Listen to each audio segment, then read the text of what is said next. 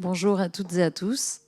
Merci beaucoup. Merci à l'équipe de la Fabrique du Citoyen, aux bibliothèques et à la ville de Bordeaux et à la bibliothèque de Mériadec de nous accueillir aujourd'hui.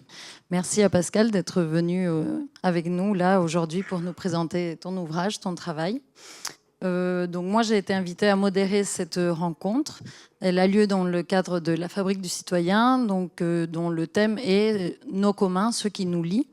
Il est question dans toute la programmation à la fois de ressources, aussi de faire communauté et de gouvernance, des ressources matérielles, des ressources immatérielles, pour lesquelles une communauté décide de prendre soin avec des règles communes pour essayer de faire ensemble autour et avec nos communs. Donc dans ce thème des communs, il a été abordé sous différents angles, sous la question de la propriété, la question démocratique, la question écologique, la question sociale. Il y a aussi la dimension numérique et la recherche. Donc cette rencontre, elle s'intitule « Faire recherche en commun », comme l'ouvrage de Pascal qui vous attend à la sortie, et pour de nouvelles réciprocités entre la recherche et la société. Donc c'est le dernier ouvrage de Pascal Nicolas Lestrade, qui est sociologue, qui est professeur en sciences de l'éducation à l'Université de Paris 8, Vincennes-Saint-Denis, et tu es responsable aussi de l'axe de recherche territoire en expérience au campus Condorcet. Alors j'ai la stimulante mission de modérer cette discussion, puis les échanges avec la salle, stimulant le sujet, stimulante la démarche qui est la tienne, Pascal. Une démarche dans laquelle je me reconnais à différents niveaux parce qu'elle fait écho aux sujets sur lesquels je travaille et aux tâtonnements méthodologiques auxquels je suis attachée. Je vais prendre une dizaine de minutes pour introduire un peu l'ouvrage de Pascal et la discussion. Et ensuite, on va échanger. Donc vous comprendrez que nos travaux ils vont entrer en discussion, puisque je travaille sur la manière dont se construit la citoyenneté dans les quartiers populaires, avec un intérêt pour les questions de genre et celles qui sont en lien avec la jeunesse. Et comme Pascal, la sociologie que je pratique, elle s'inscrit dans une démarche de recherche-action. Et c'est donc une recherche qui se construit avec les territoires étudiés, et donc avec ceux et avec celles qui les habitent ou qui les occupent. Donc ton ouvrage, il est paru aux éditions du Commun cette année. Il est composé de 16 chroniques d'environ 6 à 10 pages. Un ouvrage que l'on prend beaucoup de plaisir à lire. Et ça mérite d'être souligné parce que c'est pas vraiment à cela que l'on reconnaît les ouvrages de sociologie. Et ces chroniques, elles nous embarquent dans les coulisses de la sociologie, dans la manière dont les sujets et les questionnements sur lesquels tu travailles émergent, mais aussi, elle nous embarque aussi dans la manière dont ces sujets et ces questionnements te traversent, dans la manière dont ils te transforment et dans la manière dont ils te travaillent à différents niveaux. Ils te travaillent dans ton rapport à toi, en tant que personne, en tant qu'individu, en t'amenant à recomposer des dimensions de ta vie et de ta trajectoire, on va pouvoir en parler, ou du moins à en développer une nouvelle lecture. Tu nous racontes aussi comment il transforme ton rapport à l'autre, à la fois le regard que tu portes sur les liens entre le chercheur, la chercheuse et la cité, et donc avec les autres sujets de la recherche, que peuvent être les habitants, les habitantes ou les organisations ou des partenaires dans des projets de recherche, et des liens qui se tissent entre méfiance et complicité. Et tu nous racontes aussi la manière dont la sociologie, ou plutôt ta sociologie, s'incarne et s'inscrit dans les espaces, dans les corps et dans le monde tel qu'il existe avec ses règles, avec son fonctionnement et ses dysfonctionnements, et dans le monde tel qu'il pourrait exister et tel que nous pourrions le faire exister. Et en interrogeant les liens entre les chercheurs et les autres parties prenantes de la recherche, ton ouvrage, il s'intéresse à ce qui nous lie, avec cette sociologie aller-retour que tu nous proposes. C'est une expression que j'utilise pour présenter mes recherches, parce que je dis que je travaille sur l'action publique aller-retour en quartier populaire, du côté des organisations et du côté des habitants et des habitantes. Et cette sociologie aller-retour que tu nous proposes, elle s'intéresse à ce qui nous lie, parce qu'elle contribue au monde de la recherche et donc à produire des connaissances sur le sujet qui est étudié. Mais elle place aussi la recherche au service du monde et de la société pour en faire un commun. un commun qui soit accessible, un commun qui soit profitable et un commun qui soit expérimenté par tous ceux et par toutes celles qui souhaitent et qui peuvent prendre part ou y participer. Il me semblait important aussi de rappeler que l'utilité sociale de la recherche, c'est un sujet qui continue de faire débat, un sujet de controverse dans le monde universitaire. Et la recherche-action, celle qui se construit avec les enquêtés, avec les problématiques du terrain et ses complexités, et qui construit l'objet de la recherche à partir du terrain, elle peut parfois être perçue comme moins noble, comme moins légitime, parce qu'elle est parfois perçue comme moins objective qu'une recherche où la place des enquêtés se distingue très clairement de celle des chercheurs, avec cette illusion d'étanchéité entre les deux mondes. Tout ça pour dire que la recherche-action, c'est un monde dans le monde de la recherche et parfois une bulle de résistance. Et je pense que tu pourras aussi y revenir dans nos échanges. Mais ton ouvrage, il parle des porosités, il parle des réciprocités et de leur intérêt à la fois scientifique et citoyen.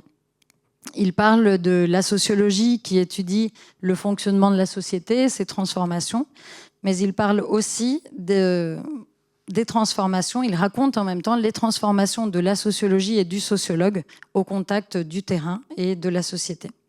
Tu abordes les chemins que tu entreprends, parfois sinueux, les expérimentations, les tentatives pour y arriver.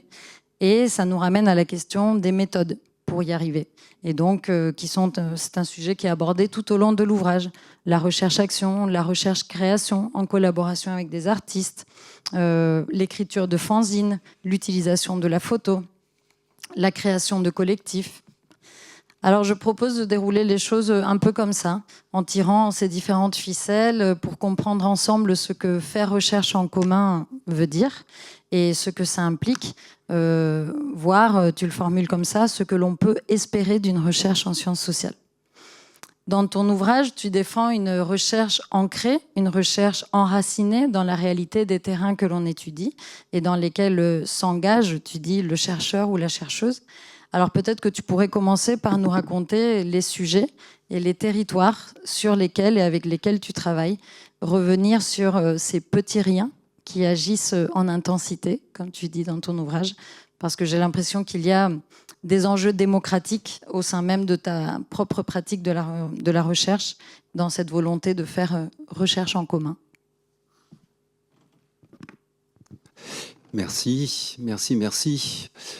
Peut-être une manière d'engager le travail et un petit peu de se rencontrer indépendamment de la scène qui n'est pas très proche, voilà, vous êtes un petit peu loin, c'est de vous proposer de venir avec moi sur deux terrains de recherche et justement pour arriver très en situation d'arriver à comprendre ce que recouvre faire recherche avec des personnes, faire recherche au plus près de la vie des personnes et faire recherche avec toute la réflexion, toute l'intelligence dont les personnes disposent, surtout lorsqu'elles s'organisent ensemble, lorsqu'elles s'organisent en collectif. Alors, je vous invite dans un premier temps à me rejoindre à Dunkerque. Alors, je suis quelqu'un du Sud, vous le sentez peut-être, hein, je suis originaire de Montpellier, et puis je travaille de plus en plus au Nord. Donc mes amis étaient très inquiets lorsqu'ils découvrent que je n'en finis pas de remonter vers le nord. Toujours est-il que c'est Dunkerque, la périphérie de Dunkerque, Saint-Paul-sur-Mer, un quartier d'habitat social, une cité, voilà, dans une architecture plutôt réussie, voilà, en construction en briques, voilà, du bâti plutôt de qualité, mais une cité qui est très largement laissée à l'abandon par le bailleur et par la collectivité. Et donc une cité de 2500 habitants dans laquelle il n'y a plus aucun équipement collectif dans les espaces publics, il n'y a plus de jeux pour enfants, etc., etc. Et à un moment donné, il y a un collectif d'habitants qui se saisit de cet enjeu, en considérant que ce n'est pas possible, ce n'est pas supportable de vivre dans ces conditions et qu'ils ont droit aussi à un minimum d'équipement, de confort. Et donc ils décident de rééquiper le quartier eux-mêmes, d'une manière autonome, voilà, sans autorisation, mais avec l'intelligence de trouver des alliés, voilà, et en particulier un collectif de jeunes architectes qui est tout à fait enthousiaste et qui le rejoint pour se mettre au travail. Et puis arrive un moment où ils se disent, et ça c'est toujours cette question-là, ça serait bien que des chercheurs en sciences sociales nous rejoignent. Ça serait bien d'avoir comme ça des sociologues.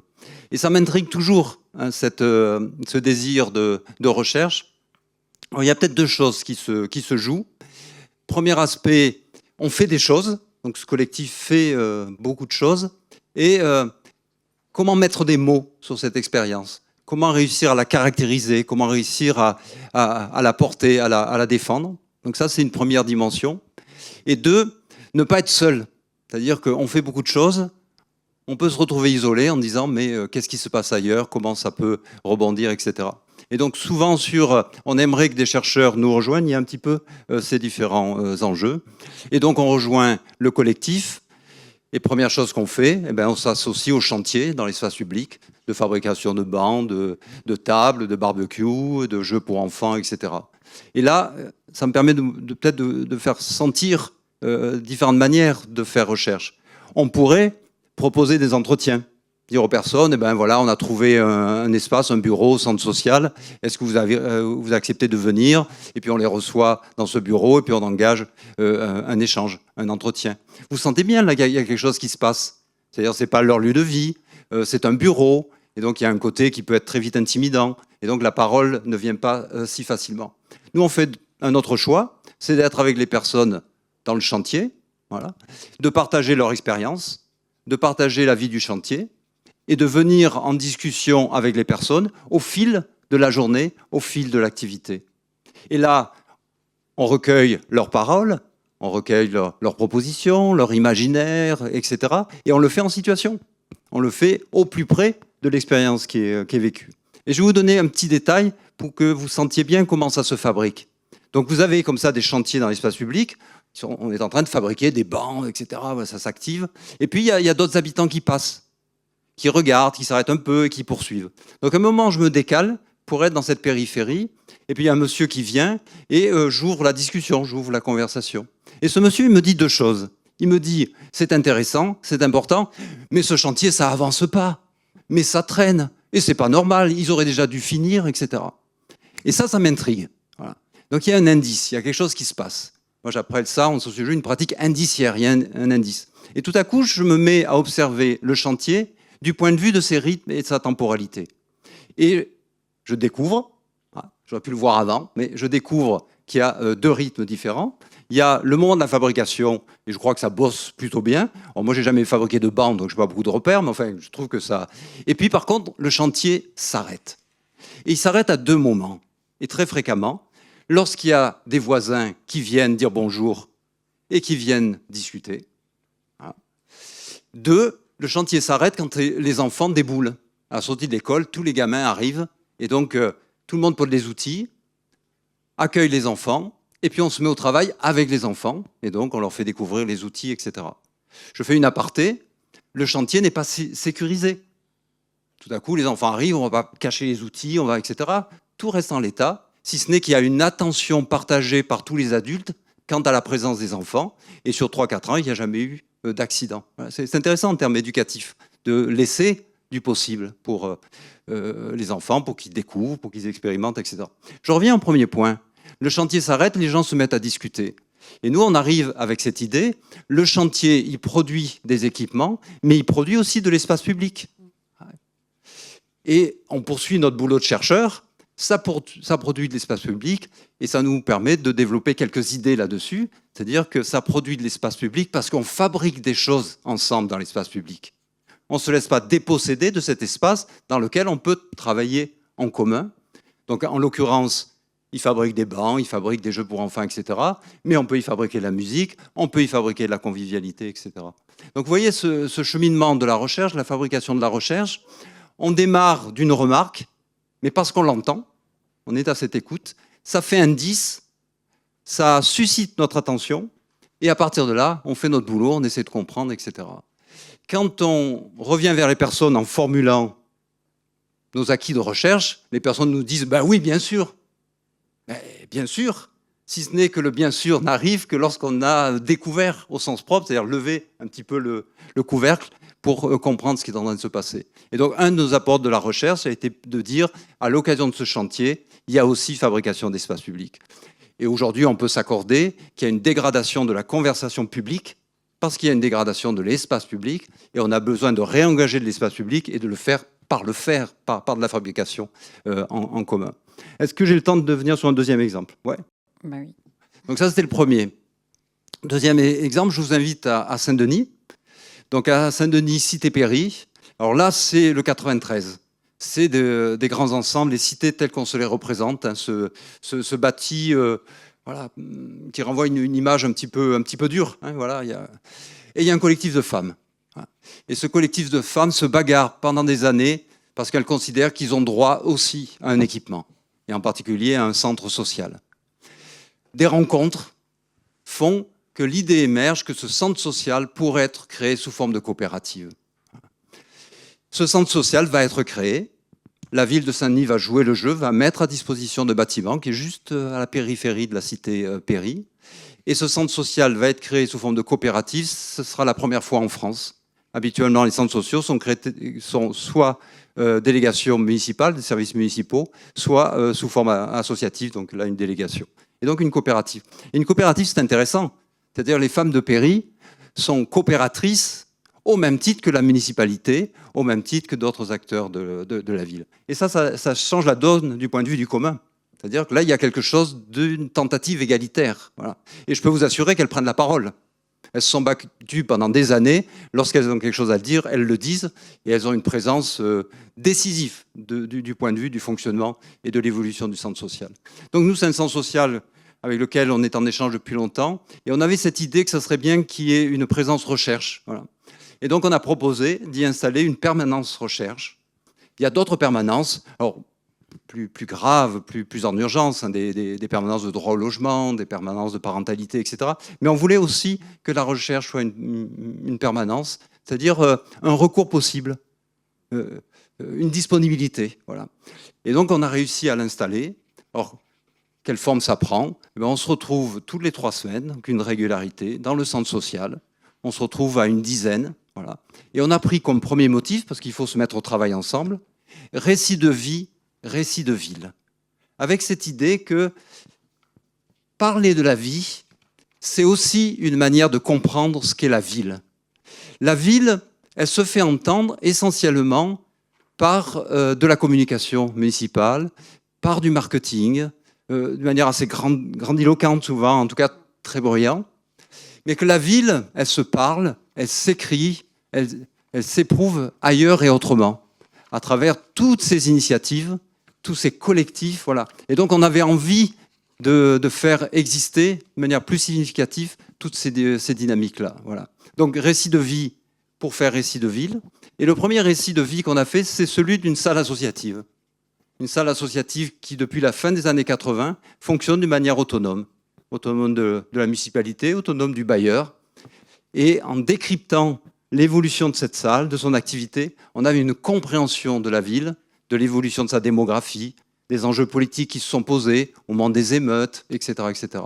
Et donc ce récit d'une salle nous donnait à comprendre un petit bout de Saint-Denis d'une manière tout à fait probante. Et donc là, il y a un apport de la recherche, d'opérer comme ça ce basculement, d'aider effectivement à ce que nos villes ne soient pas simplement entendues du point de vue du plus institué, du plus dominant, du plus etc., mais que nos villes puissent être entendues du point de vue de la multiplicité des choses qui se tentent et qui se vivent. Donc faire en commun, c'est faire à cet endroit-là et un petit peu de cette manière-là. Voilà. Est-ce que je te laisse reprendre? Merci beaucoup. Mais précisément, dans ton ouvrage, tu parles parce que ça fait écho à la question de l'égalité des savoirs. Tu revendiques cette question de l'égalité des savoirs et peut-être que tu pourrais nous en dire un peu plus. Moi, je me suis demandé, plutôt que de se demander si elle était possible ou pas, parce que je ne trouve pas que ce soit peut-être très fécond de le poser de cette manière-là, c'est plus qu'est-ce que ça implique et qu'est-ce que ça implique à 3 niveaux. Qu'est-ce que ça implique pour le chercheur ou pour la chercheuse? Tu parles d'une analyse mutuelle, donc d'une relation vraiment de cette réciprocité dans la relation d'enquête. Qu'est-ce que ça implique Est-ce que ça implique de passer la main aussi, par moment, sur les formes que peuvent prendre les processus d'enquête, voire même le contenu de l'enquête, puisqu'il n'y a pas que le chercheur qui s'y implique? Qu'est-ce que ça implique aussi d'accepter les apports des autres qui peut-être parfois peuvent nous déstabiliser, générer un certain inconfort, parce que parfois les habitants et les habitantes maîtrisent mieux que nous certains sujets ou certains territoires ou certaines dynamiques. Voilà. Du côté du chercheur, du côté de la chercheuse, scientifiquement aussi, au niveau de la recherche elle-même, par rapport à ce qu'on disait cette bulle de résistance que peut être la recherche-action. Est-ce que cette égalité des savoirs implique de produire peut-être une connaissance modeste? Tu parles d'un savoir mobile, tu parles de une connaissance avec une part heureuse d'indécision et de vulnérabilité. Donc, du côté de la recherche, et qu'est-ce que ça implique, cette égalité des savoirs, du côté des habitants et des habitantes aussi? Est-ce qu'elle est revendiquée? Est-ce que des fois, on ne vient pas plaquer des attentes? Comment tu composes avec cette question? Qu'est-ce que tu peux nous dire un peu de ces trois, dans ces trois aspects-là, cette question de l'égalité des savoirs? Quand on se présente en tant que sociologue, ça provoque des choses. Alors, ça provoque des choses sur deux registres. Il y a comme ça un appel d'air du scolaire, vous voyez un petit peu ce qui se passe. Voilà. Puis en plus, je suis prof, donc ça doit se sentir. Enfin, voilà. Donc, on ne sous-estime pas cette dimension-là. C'est-à-dire que quels que soient les efforts qu'on fait, on est complètement habité par des habitudes, par un langage, etc. Donc, c'est présent. Et on ne fait pas comme si ce n'est pas présent. Quelque chose sur lequel on fait très attention, ne jamais être dans un comme si, dans un semblant, etc. D'ailleurs, moi je travaille en quartier populaire avec des gens très, très modestes, certains il n'y a pas eu des scolarités très longues. Je ne viens pas mentir, je ne viens pas faire croire que. Voilà. Et donc d'être présent comme on est, de l'être comme on est pour pouvoir justement cheminer ensemble et progressivement arriver à se rendre compte qu'effectivement on peut échanger, qu'on peut se rencontrer, voilà, au-delà, etc. Mais c'est possible que parce qu'on est au clair là-dessus. C'est-à-dire, effectivement, moi, je suis universitaire, je suis chercheur. Donc, il y a cette première dimension. Et cette deuxième dimension, il y a un imaginaire du sociologue dans la société. Voilà, l'idée, il va nous faire passer des entretiens. Voilà. Il se trouve que nous, on ne fait pas passer d'entretien. Et puis, en plus, moi, je suis un sociologue bizarre, je ne pose pas de questions. Voilà. Je suis quelqu'un qui écoute, qui est attentif, qui fait... Voilà, mais je ne pose pas de questions. La question, j'ai toujours vécu un peu comme intrusif. Voilà. Voilà. Et donc, il faut commencer par décevoir. Et donc, ce moment de déception un peu passé, non, il n'y aura pas d'entretien, on peut commencer un petit peu à avancer.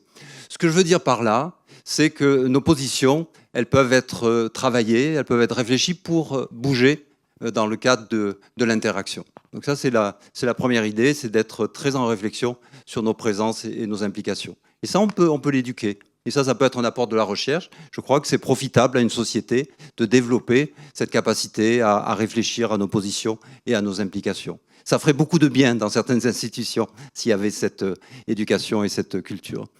Deuxième aspect, l'égalité, on la postule. C'est un existant. Nous sommes égaux. Nous sommes égaux en droit. Nous sommes égaux en possible, nous sommes égaux en désir. Voilà. Donc on le pose effectivement comme un existant, comme un préalable. Et c'est parce qu'on le pose comme ça qu'on tente de le rendre effectif. Et donc l'égalité, on ne la met pas devant nous, en sachant que jamais on y parviendra. On la met en plein milieu de ce qu'on est et de ce qu'on fait. Nous sommes égaux. Quand je suis dans un quartier avec les habitants, nous sommes des égaux. Et à partir de là, la difficulté arrive. C'est-à-dire on va tenter de le réaliser, on va tenter progressivement de faire en sorte que ça puisse exister. Alors, peut-être trois registres sur lesquels on est au travail. Une qualité d'attention. C'est-à-dire la manière dont on voit les choses, la manière dont on regarde les choses est très liée à notre position sociale, à notre condition de vie. Voilà.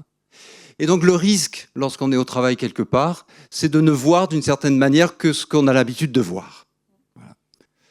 Et y compris de ne voir que ce que les médias peuvent véhiculer, etc. etc. Voilà. Donc dans les quartiers populaires, il y a toute une représentation, voilà, qui s'est installée à travers les médias, et spontanément, ça vous vient. Voilà, parce qu'on est abreuvé de ces images, alors qui sont à la fois apitoyées, les pauvres, et à la fois stigmatisantes, voilà, des parents démissionnaires, de la violence, etc. etc. Voilà. Donc, travailler notre attention, on parle d'une écologie de l'attention, une nouvelle écologie de l'attention, c'est-à-dire la manière de se rapporter aux autres, pour essayer de voir un petit peu au-delà de ce que déjà on commence à voir par toutes ces images, voilà, qui sont véhiculées habituellement. Si on arrive à bouger notre registre d'attention, on voit d'autres choses. Moi, ce que je vois dans les quartiers du 93, ce sont des femmes qui luttent pour la survie et qui luttent avec une ingéniosité, une intelligence exceptionnelle.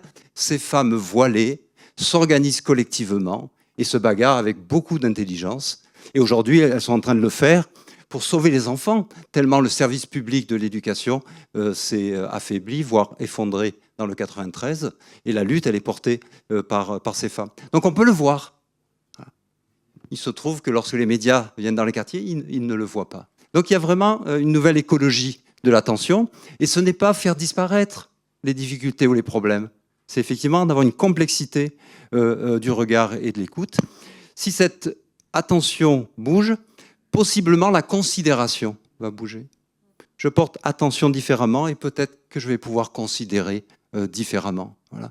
Donc cette femme, elle est seule avec ses enfants, certes, plutôt paupérisée. Moi, ces femmes, je les rencontre, elles prennent la ligne 13 pour descendre dans Paris, travailler dans les hôtels ou s'occuper des enfants. Voilà. Mais ces femmes-là se réunissent dès qu'elles peuvent autour de l'école, parce qu'effectivement, c'est important. Et ce qu'elles nous disent, quand les enseignants arrivent et ne choisissent pas de venir dans le 93, elles essaient de les garder. Elles disent, mais on essaie de les former pour qu'ils restent avec nous. Voilà. Et il y a quelque chose quand même qui est beau, qui est fort. Modifier notre mode d'attention pour possiblement faire bouger les considérations. Et avec tout ça, et on revient à la dimension de l'égalité et du commun, possiblement faire bouger le système de valeurs, c'est-à-dire les modes de valorisation. Et à nouveau, il n'y a pas de notre part une volonté de masquer les problèmes ou les difficultés, c'est de réinscrire ça dans une complexité pour découvrir les possibles, et très souvent du point de vue des mobilisations, etc. Voilà. Donc, postuler cette égalité pour tenter de la manifester et de se mettre au travail d'une manière effective, précise, sur ces différents registres que je suis en train d'évoquer. Est-ce que ça te convient ou je fais un peu plus? Non, ça va? Oui, tu peux faire un peu plus. Est-ce que ça fait sujet avec voilà, cette question de l'égalité des savoirs, ou est-ce que vous en faites un sujet avec les personnes avec qui vous travaillez? Si je reste sur le domaine de l'école, ces femmes, elles sont préoccupées de l'avenir des enfants. L'avenir des enfants passe par la qualité de l'éducation et par l'école, etc. Elles ont développé toute une expérience, j'ai envie de dire une expertise de l'école. Elles en connaissent les fragilités. Elles ont l'honnêteté de reconnaître la difficulté des jeunes enseignants qui arrivent.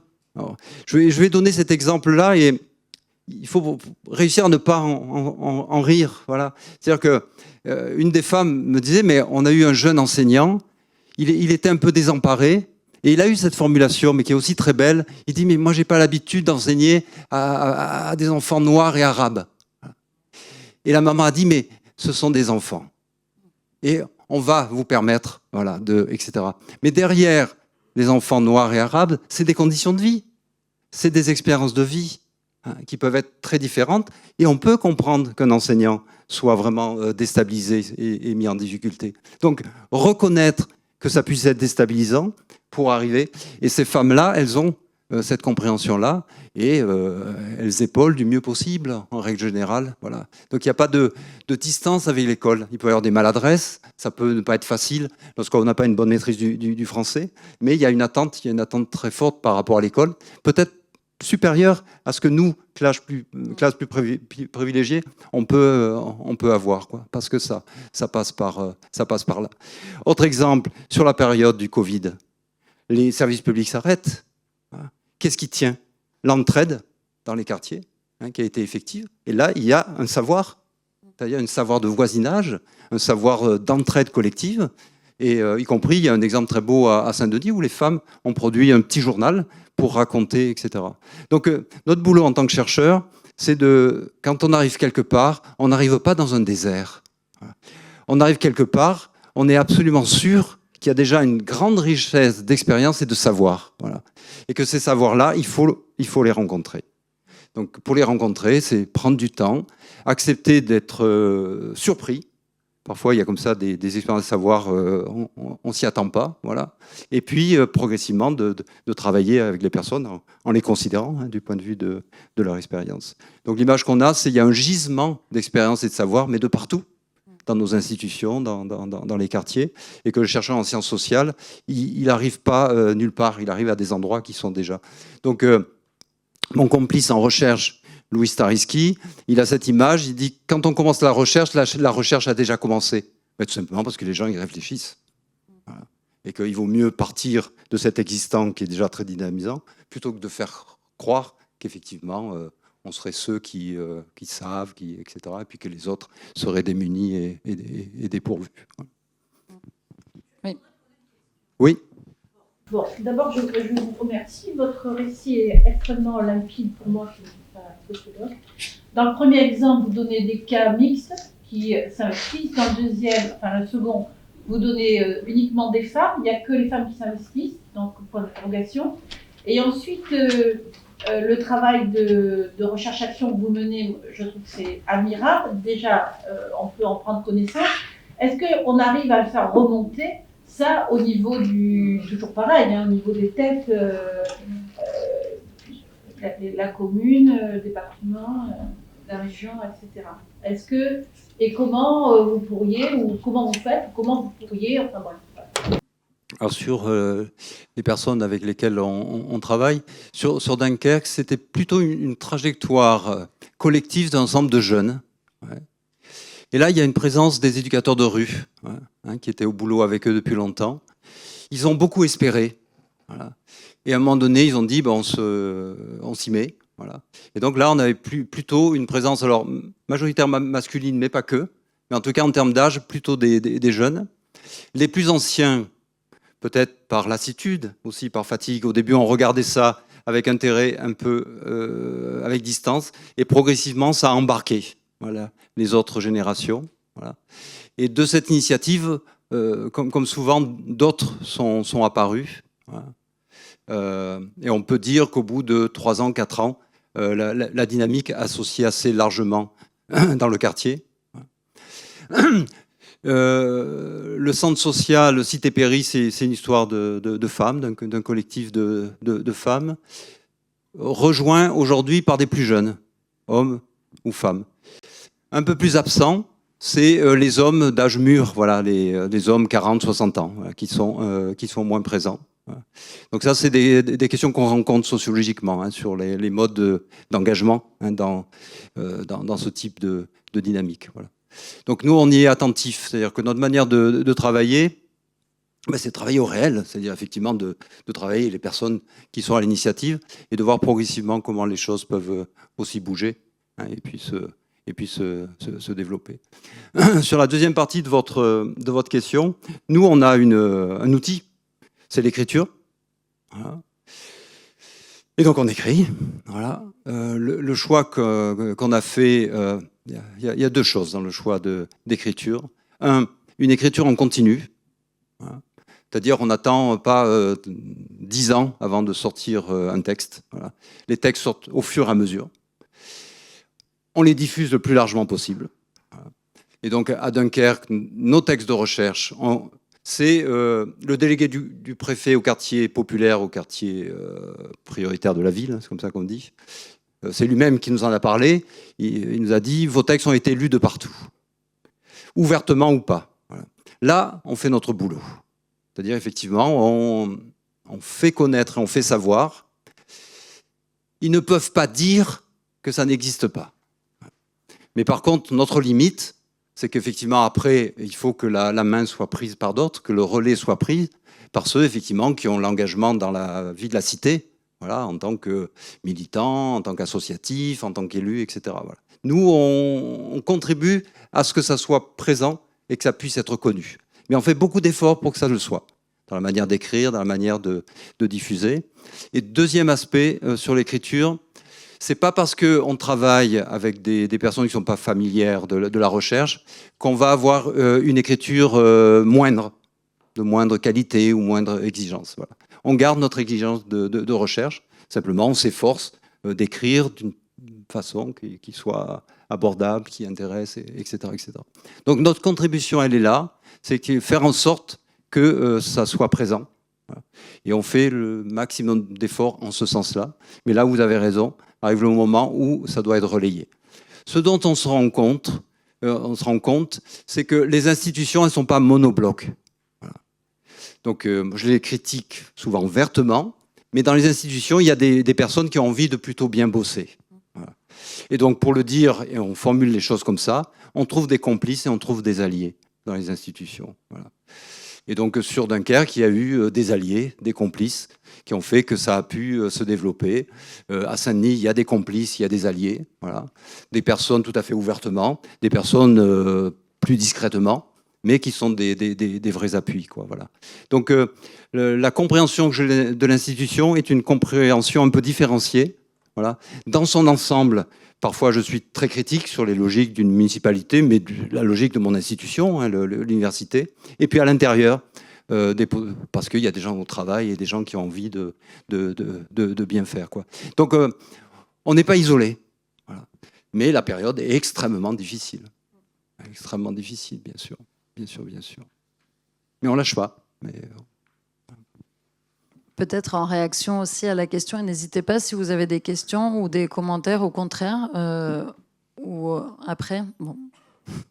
En tout cas, pour rebondir ce que vous disiez, ça pose aussi des questions, parce que, et c'était une question que j'avais, il y a quelque chose autour des temporalités.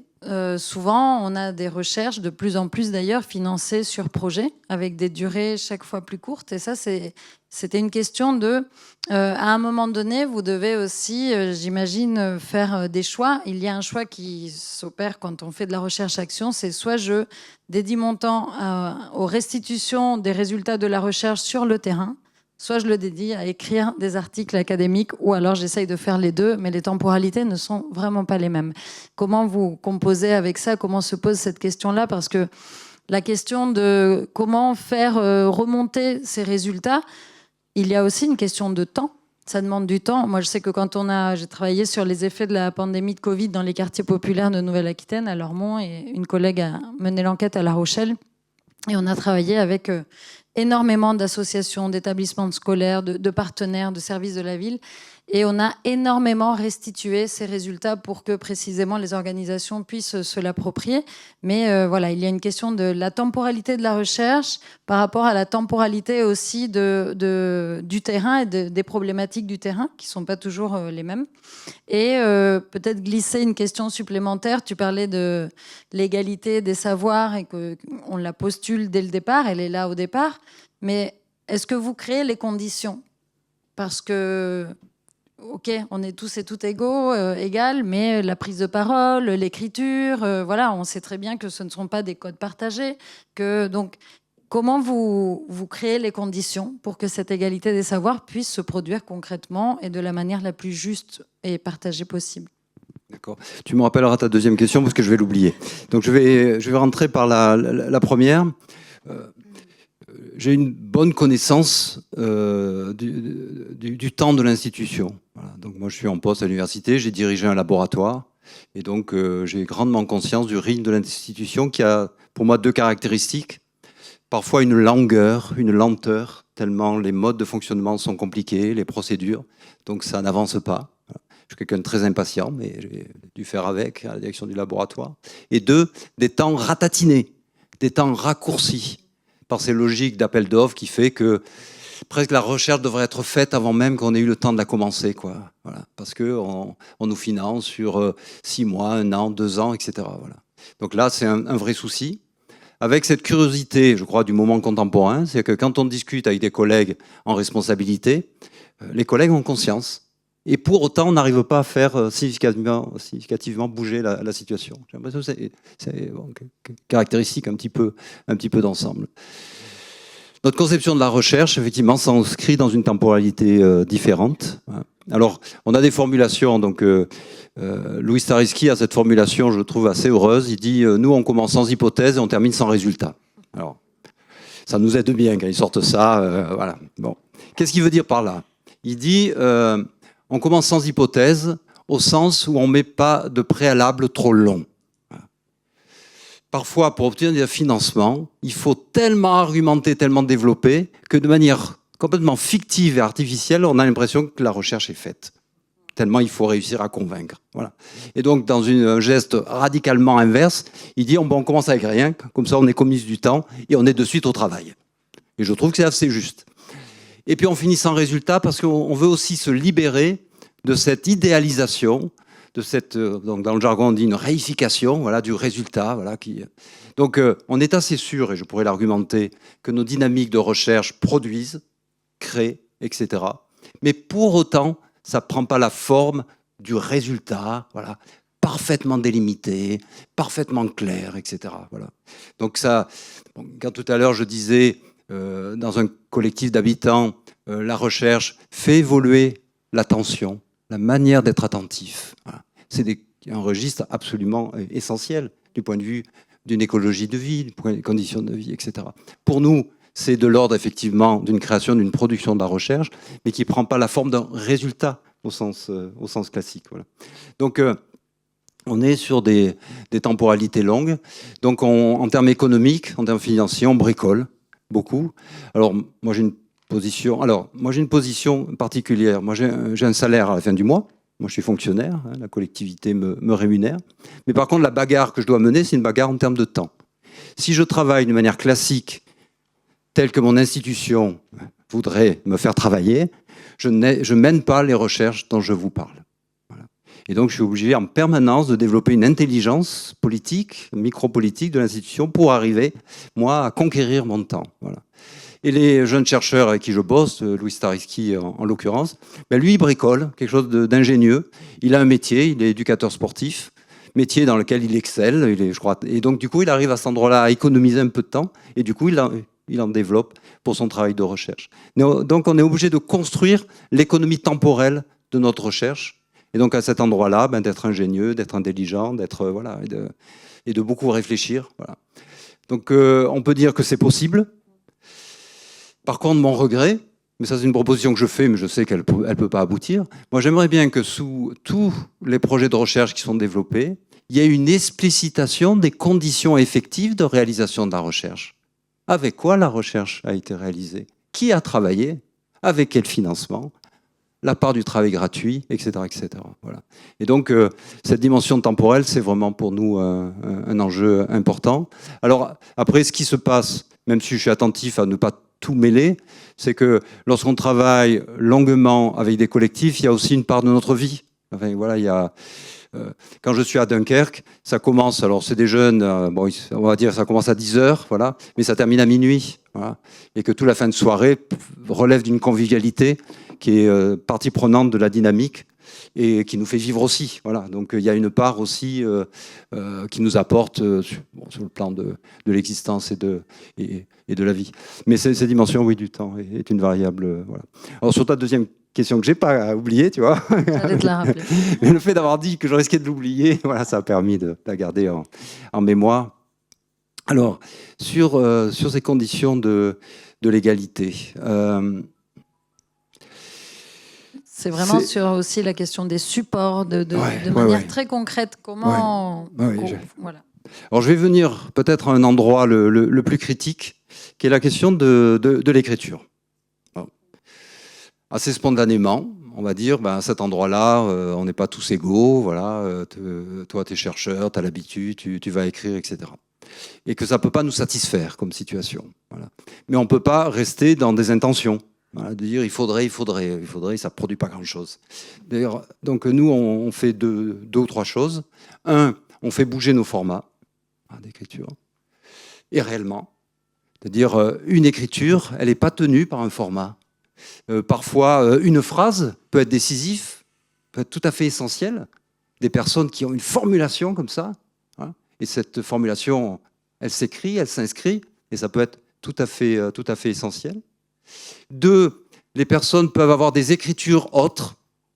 Hein, et quand on prend un petit peu de temps, les personnes disent « Ah, à une époque, j'ai écrit un peu de poésie, à une époque, j'ai tenu un peu mon journal, etc. etc. » Et donc, on invite à ce déplacement en accueillant ces écritures, en disant oh, « Chouette, tu as tenu un journal, tiens, la poésie, tu le partages, etc. » Et progressivement, d'ouvrir cette expérience et où les personnes viennent aussi en écriture, hein, sur des, etc.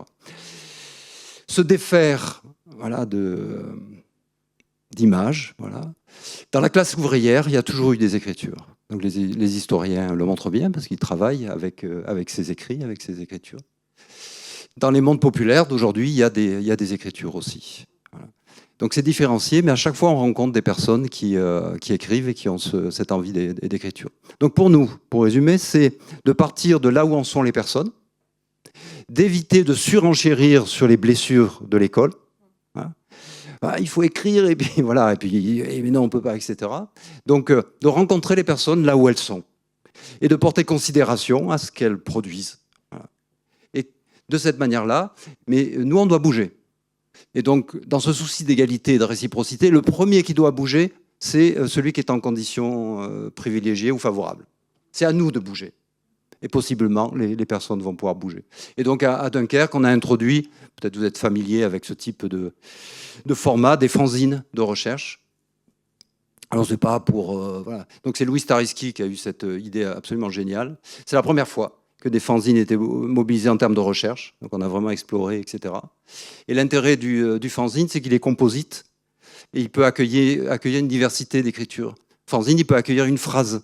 Le fanzine, il peut accueillir un mot. Voilà. Le fanzine peut accueillir des photos, des bandes dessinées, de la poésie, etc.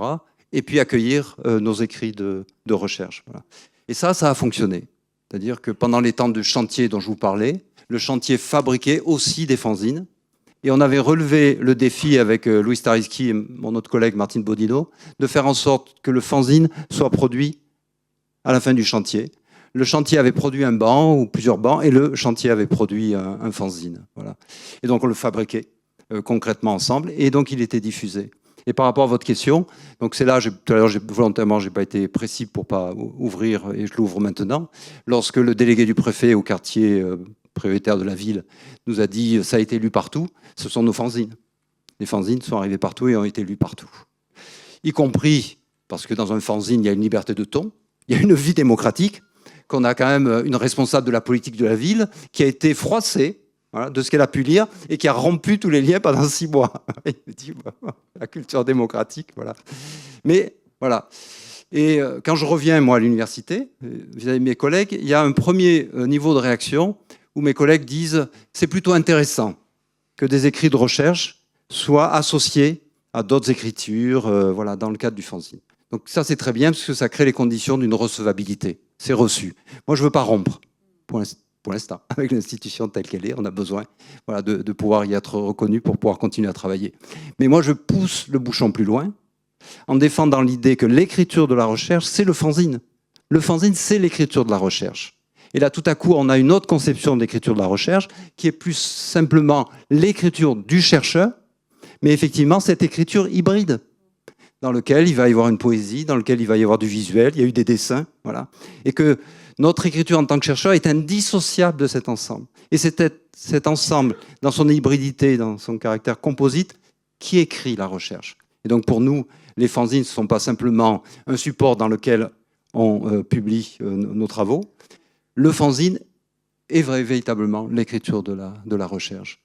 Et là, on arrive à avancer. Alors, après, très concrètement, moi, un exemple que je peux donner, une jeune personne voilà, qui disait « oui, j'ai envie d'écrire, etc. » Puis l'écrit n'arrivait pas. Voilà. Et donc, à un moment donné, je lui dis si tu veux, on s'entretient ensemble. Donc, l'entretien, c'est une forme d'écriture, on peut avancer. Donc, on commande la discussion et elle se met à parler. Mais le texte, il était écrit. Elle avait pensé, repensé, et donc elle me le déplie complètement. Il était écrit, si ce n'est qu'il n'était pas inscrit. Voilà. Et donc on a des tas de cas de figure comme ça. Ça vaut du côté de la lecture. Nous, le problème, c'est qu'il faut que nos collègues chercheurs apprennent à lire. C'est-à-dire qu'ils apprennent à lire d'autres écritures. Ils ne savent lire que très peu de choses, c'est-à-dire effectivement nos écrits, etc. Et donc il faut qu'ils ouvrent leur expérience de lecture pour recevoir d'autres écritures de la recherche. Là, il y a un vrai boulot, parce qu'il y a très vite une disqualification. Moi, je suis prof de sciences d'éducation, mais il y a des choses que je n'avais pas pigées. Voilà. Et il y a une femme, une mère à Dunkerque qui me le fait comprendre. Voilà. Elle me dit, voilà, j'ai bien suivi vos écrits de recherche. Moi, je ne peux pas les lire, mais c'est mon fils qui me les lit. Le pauvre. Voilà. Et donc, elle lisait dans une intelligence coopérative. Elle lisait effectivement avec cette ingéniosité d'être aidée, mais elle l'avait lu. Voilà. Autre manière de lire, c'est qu'effectivement, ça se parle, ça se discute. Donc, on a diffusé tous nos textes de recherche sous forme de brochures. Donc, tous les habitants avaient la brochure et le texte. Et même des habitants qui ne pouvaient pas y accéder au sens technique du terme avaient la brochure, avaient les textes, et tout le monde en parlait. Et donc, il y avait cette lecture par la lecture des autres. Mais elle n'est possible que parce qu'ils avaient les textes entre les mains. Et donc, on a produit beaucoup de brochures. Voilà, et j'ai des images comme ça, les brochures dans la poche arrière du pantalon. Enfin, le meilleur endroit où doit être la sociologie, c'est la poche arrière du pantalon. Je crois profondément. Voilà. Et donc, peut-être cette idée un peu fondamentale, si on veut faire bouger les choses, les premiers à bouger, ce sont les personnes qui sont en position les plus favorables, les plus privilégiées. Donc, ça nous a beaucoup apporté. Et on a expérimenté voilà, beaucoup de choses en matière d'écriture. Et c'était vraiment sympa à vivre. Merci beaucoup.